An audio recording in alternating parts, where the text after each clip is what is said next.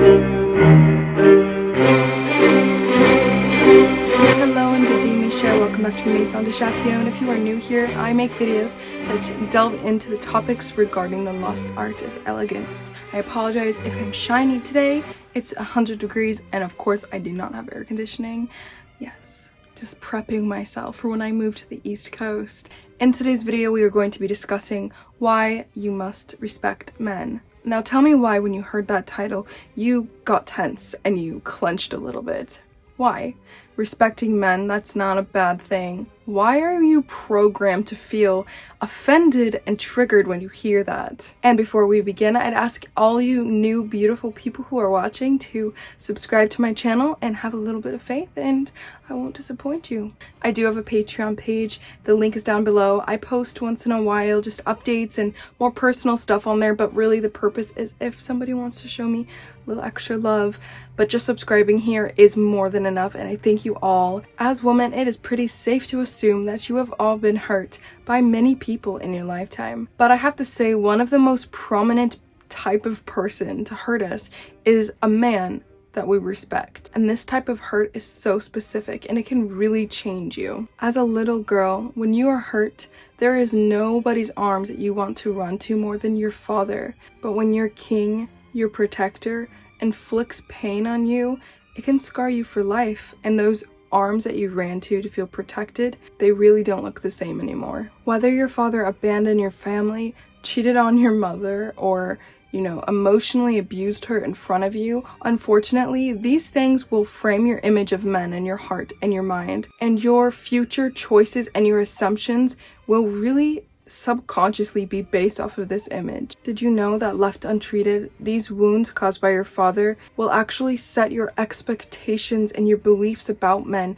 in place, and unshakably so? And interestingly enough, whether your father actually hurt you or didn't, you will find that the men you date, marry, or are attracted to have so many traits similar to your father. Now, this isn't creepy, this is just how it works, we always seek familiarity. You'll notice that their humor, energy, and so many other things will be similar if you really pay attention. And this is kind of a daunting thing when your father was not actually a very good man, and many of us find ourselves in relationships or in deep attraction to men who are also not very good men. You might find yourself ignoring all of the red flags, or maybe you do notice them, but you for some reason believe that you can be the person that fixes this. And you'll wake up one morning and you'll look over and you're sleeping next to a man who literally does not respect you. This video isn't really going to be teaching you necessarily the steps on how to heal from that pain of your past,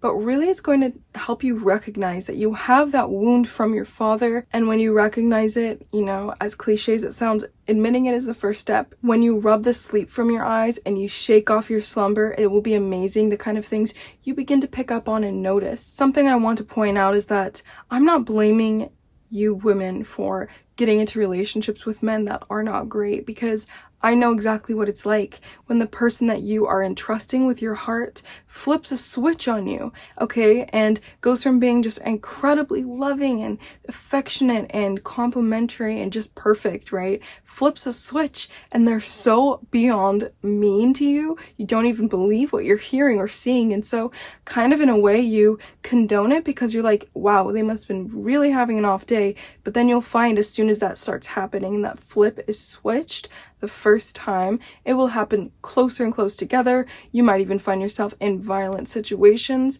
And when you're in that place and you're allowing yourself to get hurt by this man that you trust and you love and you've given your heart to, you're gonna wonder, how did I get here?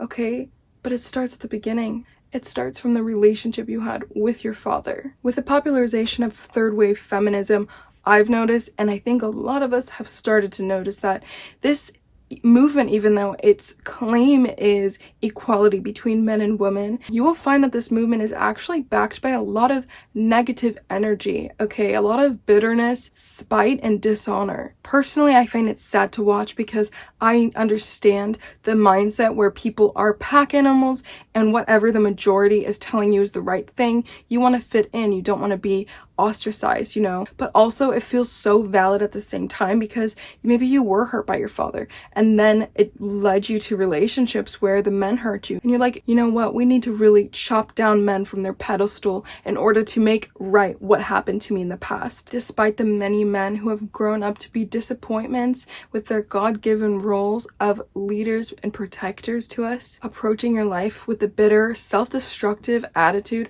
of third-wave feminism will only attract the exact same negative energy that you're putting out there. Whatever you dwell on becomes so consuming. Everybody talks about the law of attraction these days, so I don't think I need to go so into it. I'm not specifically talking about the law of attraction. I don't know. Yeah, not saying anything about that, but I really do believe what energy you put out there, you are going to attract right back to you. So do you think of men as a whole as disgusting, misogynistic pigs? Well, unfortunately, dwelling on that, it's going to bring a man to you or many men in your lives that are actually maybe pretty disgusting. And if not that specifically, it will attract men who think of women as just manipulative, evil, backstabbing liars that can't be trusted, right? If you deep down believe that men are bad and it attracts a man who deep down thinks women are bad, what good could possibly bloom from this relationship? You may put on a nice front, and when you're in a relationship with this man, just believe and say, oh no, he's the exception to the rule. He's the exception. He's not one of the misogynistic, disgusting pig men that don't deserve to be respected. But let me tell you, if you think of men as a whole this way deep down, it will unravel in your relationship, and it will surely destroy your unity in a very tragic way. So what exactly am I suggesting that you do? Show respect and honor to men regardless of their behavior? No, mes chers, I'm not. I'm suggesting that first, you completely change your bitter mindset regarding the male gender. Believing that men deserve honor, that there are protectors. Starting to believe that their masculine energy is actually absolutely essential to our society and not toxic. Thinking on these things and having this mindset will attract an honorable man, a real protector, a non-toxic man. Because of everything from your pheromones to your body language, this will be like a magnetic thing. My next suggestion for you is to keep your circle of men very, very small. Whether they're your male best friends or men you date, be very selective about the men you spend your time around. If he's your best friend, but he's a drinker, a gambler, I don't know, a partier, a player, doesn't treat people very nice, just because he treats you nice, over time this will only lead your mindset into the garbage fire of man-hating. Next, I suggest that you start ignoring and cutting out every dishonorable man in your life. If you can't because you still live with a father or a brother who's not a very good man, start at least distancing yourself physically as much as possible, but shutting off your emotions to this person. And during this time when you're living perhaps with your father or brother or some man who is not a good example and really, really jades the way that you think about men, whilst you're ignoring them, whilst you're distancing yourself emotionally and physically as much as possible, focus on praying for that good man that will come into your life. Just another thing that hopefully encourages you a little bit.